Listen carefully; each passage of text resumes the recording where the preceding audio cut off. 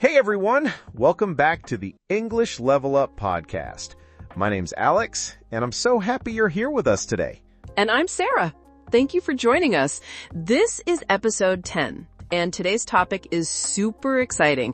Watch this before your next English conversation. Before we dive in, we want to remind you of something important. If you're enjoying this podcast, please take 2 seconds to like this episode, subscribe to the channel, and hit that little bell button. That way you won't miss any of our daily podcasts designed to boost your English step by step. Exactly. And don't forget, you can also download the free document we've prepared for you. This document has all the essential basics you need to start speaking English quickly. It also includes a simple but unbeatable daily plan you can follow. Honestly, it's like having a personal English coach right in your pocket. Yes, absolutely. Think of it this way.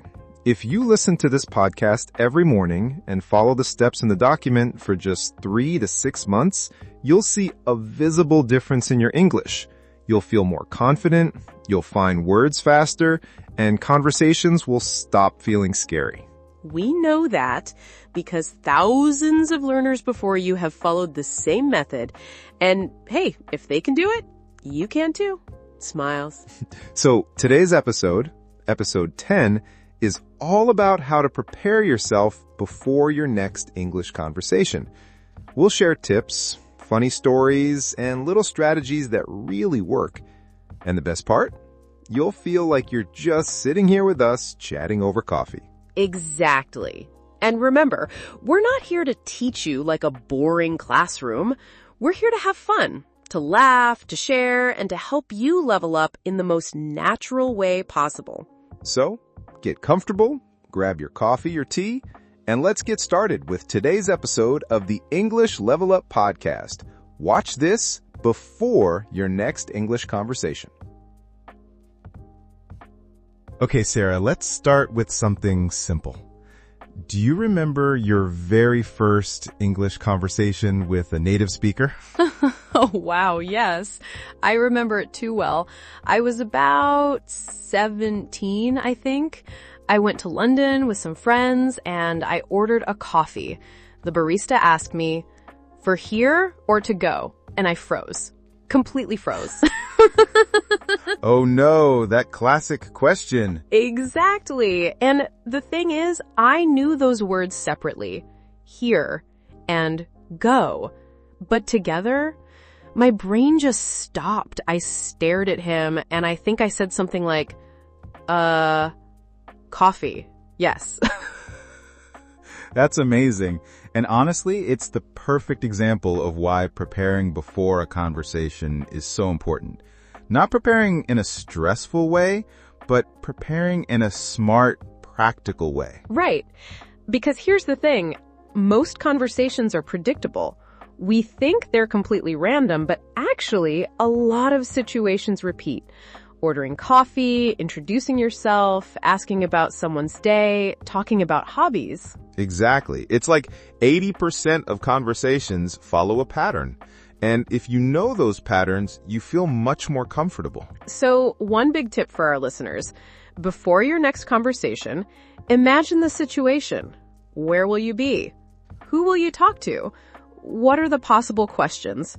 And then prepare 2 or 3 simple answers. Yes, like if you're going to a party, you know someone will ask, "So, what do you do?" Or, "Where are you from?" Or if you're at work, maybe it's, "How was your weekend?" You can already prepare something. Not a big speech, just a couple of easy sentences. That's actually something I do even now in other languages. When I speak Spanish, before meeting someone, I think, okay, they might ask me about my job. They might ask me about hobbies. And I practice just 2 or 3 sentences in my head. And it makes you feel safe, right? Like you're carrying a little conversation emergency kit. Yes, exactly. A mini survival kit. So let's actually practice one right now for our listeners. Imagine you're meeting a new person. I'll be the stranger and you be yourself. Okay, I'm ready. Hi, nice to meet you. Where are you from? I'm from France, but I've been living here for a couple of years. Oh, cool. What do you do? I work in education. I help people learn English through podcasts. Oh, wow, that's interesting. Thank you. And what about you? See? That's perfect. Short, simple, natural.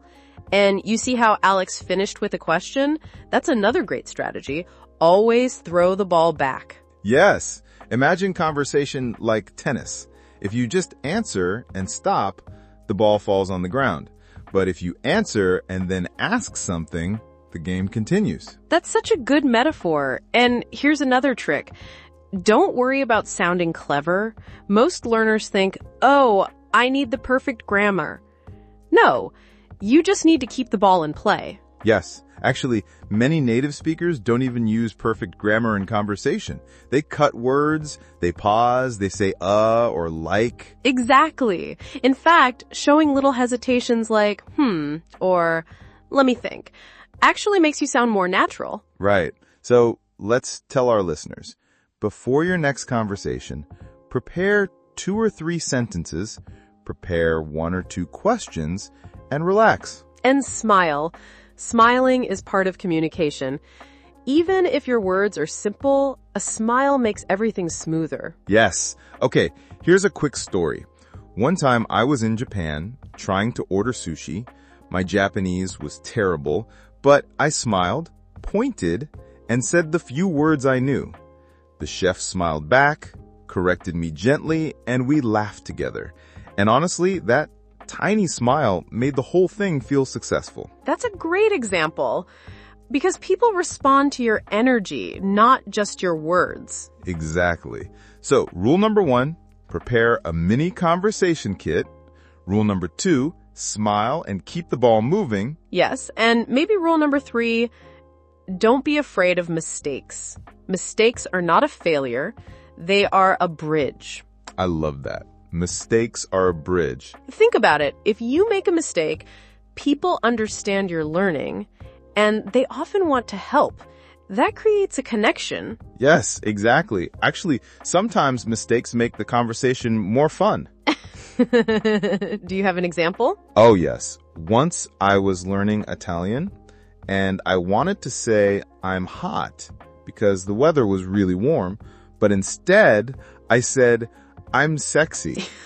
Oh my God, really? Yes, and the people laughed so much. It was embarrassing, but it became a funny memory. And after that, I never forgot the correct way to say it. That's the thing. Mistakes actually help you remember. Exactly. So, Alex, let's give our listeners some practical mini challenges they can try before their next conversation. Good idea. Okay, challenge number 1. Record yourself answering 3 basic questions. For example, where are you from? What do you do? And what are your hobbies? Yes, and don't just write it down. Actually record it with your voice. Because speaking out loud is completely different from thinking silently. Exactly. When you hear your own voice, you notice small things. Maybe you speak too fast, or maybe you don't finish a sentence. Recording helps you see that. And it gives you confidence. Because the second time you say it, it feels easier. Yes. Okay, challenge number 2. Before meeting someone, write down 3 easy questions you can ask them. Like, what kind of music do you like? Or, have you seen any good movies lately? Or, even simpler, how was your weekend? That's always safe. And here's a trick. You don't need 100 questions. Just recycle. Use the same question with different people. Yes, nobody will notice. It's like your secret weapon. Exactly. Okay, challenge number 3. Practice small talk fillers. Yes, fillers are magic. For example, that's interesting. Oh, really? No way. I see. Because sometimes you don't know what to say, but you can still keep the rhythm of the conversation. Right. It's like keeping the music going. Exactly. And it buys you time to think. Let's give a quick example. I'll say something random and you use fillers. Ready? Ready. I tried a new pizza place yesterday. Oh, really? Yes, and they had pineapple on the pizza. No way. Yeah, and actually, it was good. That's interesting. See? You didn't say much, but the conversation kept going. Yes, exactly. And that's so powerful for learners. Okay, challenge number 5. Tell a mini story. Yes, people love stories, even short ones. Like, instead of saying, my weekend was good, say, my weekend was good. I went to the park with my friend and we saw a street musician. It was really fun. That's only 2 extra sentences, but it makes the conversation rich. Exactly. And here's challenge number 5. Don't forget body language. Yes, nod, use your hands, make eye contact. Because communication is not only words, it's also how you show interest. Yes, even if your words are simple, your body can say, I'm here, I'm listening. Exactly. All right, maybe one last challenge. Set a goal for each conversation. Like, today I want to use the word excited. Or, today I will ask 2 questions. Yes, a small, clear goal. And then, after the conversation, check, did I do it? That way, you're not just talking randomly. You're improving step by step. Yes, that's the secret. And hey, let's remind our listeners, it's okay to feel nervous. Even native speakers feel nervous sometimes in new conversations. Oh yes, I still feel nervous at big parties when I don't know anyone. Me too. But the difference is we have little strategies. Exactly. And now, so do our listeners. Yes. Okay, before we finish, let's review some useful vocabulary we used today. All right, let's look at some words and phrases from today's conversation. Number 1, freeze. When you freeze, it means you stop moving or speaking because you're nervous or surprised. Example, I froze when the teacher asked me a question. Number 2, conversation kit. That's not an official dictionary word, but it's a useful idea. It means a small group of sentences and questions you prepare before a conversation. Number 3, throw the ball back. That's a metaphor we used. It means to continue the conversation by asking a question. Example, when someone asks you about your job, answer, and then throw the ball back by asking, what about you? Number 4, fillers. These are short words or phrases like, really? I see. That's interesting. They keep the conversation alive. Number 5, bridge. We said mistakes are a bridge. A bridge connects 2 places. In conversation, mistakes can connect you to another person. Number 6, body language. That means communication with your body, your hands, your eyes, your smile. Example, even if you don't speak much, good body language shows interest. Number 7, mini story. A very short story, just 1 or 2 sentences. Example, instead of saying, I'm fine, add a mini story. I'm fine. I tried a new restaurant yesterday. Number 8, recycle. We said you can recycle questions. That means you can use them again and again with different people. And number 9, survival kit. Similar to conversation kit, but more general. It means the basic tools you need to survive in a situation. And number 10, hesitation. That means a little pause when you're not sure. Example, it's normal to have some hesitation when speaking a new language. Perfect. And listeners, remember, don't just learn these words, try to use them in your own conversations this week. Yes. And thank you so much for listening all the way to the end of episode 10 of the English Level Up podcast. Don't forget to like, subscribe, and download the free document we mentioned earlier. It's the best way to stay on track. We'll see you tomorrow with another episode. And keep leveling up your English.